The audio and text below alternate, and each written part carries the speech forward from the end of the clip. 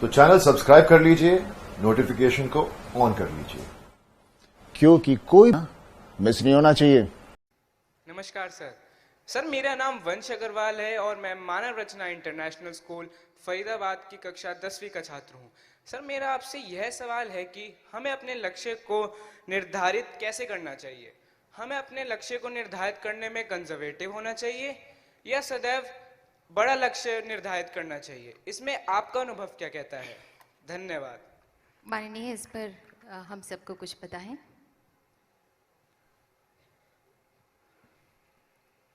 मैं आपसे एक सवाल पूछूं, जरा हाथ ऊपर करना। ऐसा कितने लोग मानते हैं कि लक्ष्य बहुत छोटा होना चाहिए? जरा हाथ ऊपर करें। जो ये मानते हैं कि लक्ष्य बहुत छोटा होना चाहिए, ऐसा कितने लोग हैं? 2-3 लोग ही हैं। जो मानते हैं लक्ष्य बहुत बड़ा होना चाहिए, कितने हैं? तो डेमोक्रेटिक वे में तो तय हो गया।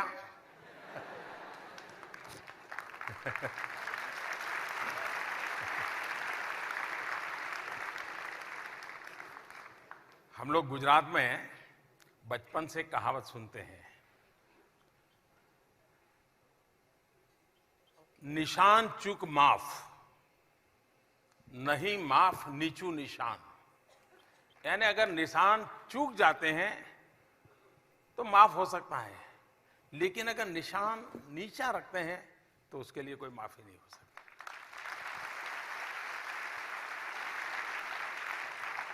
जब लक्ष्य तय करते हैं तो मेरा एक मत रहता है कि लक्ष्य ऐसा होना चाहिए जो पहुंच में हो लेकिन पकड़ में न हो।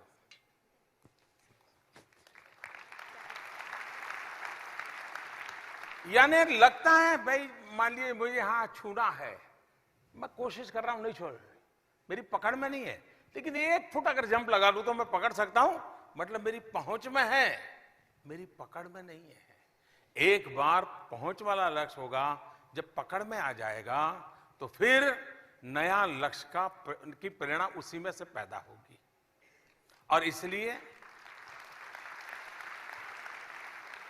लेकिन ऐसा भी ना हो कि हम कुछ ना करने के लिए बड़े बड़े लक्ष्य की बातें करते रहें। मैंने कुछ बच्चे ऐसे देखे हैं कि ग्रेजुएशन के बाद पूछेंगे क्या करते हो, तो मैंने देखा तो वो कहते थे सीए कर रहा हूं।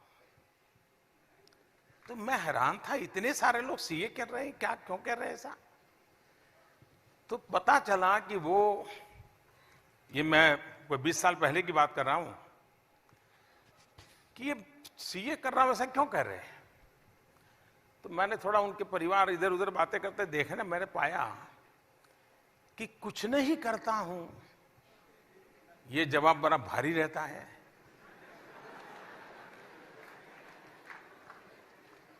अब 20-22 साल की उम्र हो गई है, रिश्ते भी आते हैं,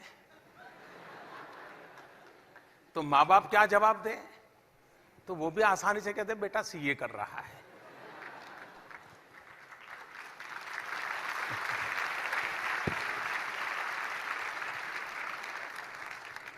अब ये लक्ष्य नहीं है जी, ये तो एक प्रकार से चालबाजी है अपने आप को सुरक्षित करने की। हमें पहले अपने आप को भली भांति जानना चाहिए, अपने तरीके से जानना चाहिए, किसी के संदर्भ में नहीं, अपने माँ बाप के सपनों के संदर्भ में नहीं, अपने टीचर के सपनों के संदर्भ में नहीं, आपके प्रधानमंत्री के भाषण के संदर्भ में नहीं, खुद के संदर्भ में।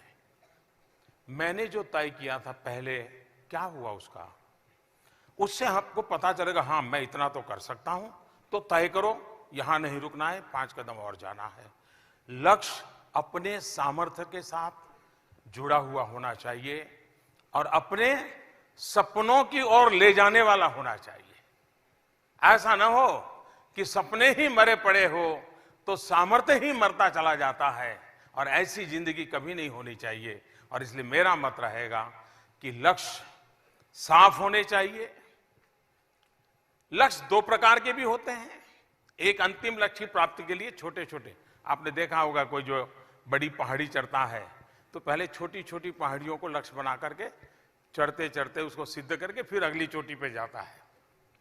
हमने भी कोशिश यही करनी चाहिए, तब जाकर के मैं समझता हूं कि हम लक्ष्य के साथ जीवन को चला सकते हैं और उस लक्ष्य को प्राप्त कर सकते हैं।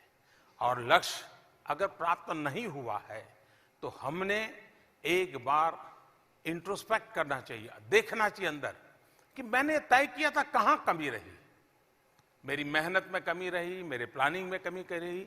इन छोटे छोटे लक्ष्य का वेरिफिकेशन करते रहेंगे तो बड़े लक्ष्य तक जाने में कोई बड़ा हादसा नहीं होगा। आप उसको आसानी से करेक्ट करते जाएंगे, पार करते जाएंगे। तो लक्ष्य सिर्फ होना इनफ नहीं है, लक्ष्य पाने के रास्ते में आपका कितना कंसंट्रेशन है, आप कितनी एनर्जी कितनी लगाते हैं, किस काम के लिए कितना समय लगाना चाहिए, कैसे लगाना चाहिए, इस पर अगर आप जागृत हैं, मुझे विश्वास है कि कोई लक्ष्य बेकार नहीं जाता है। वो लक्ष्य आपको भी सामर्थ्यवान बनाता है।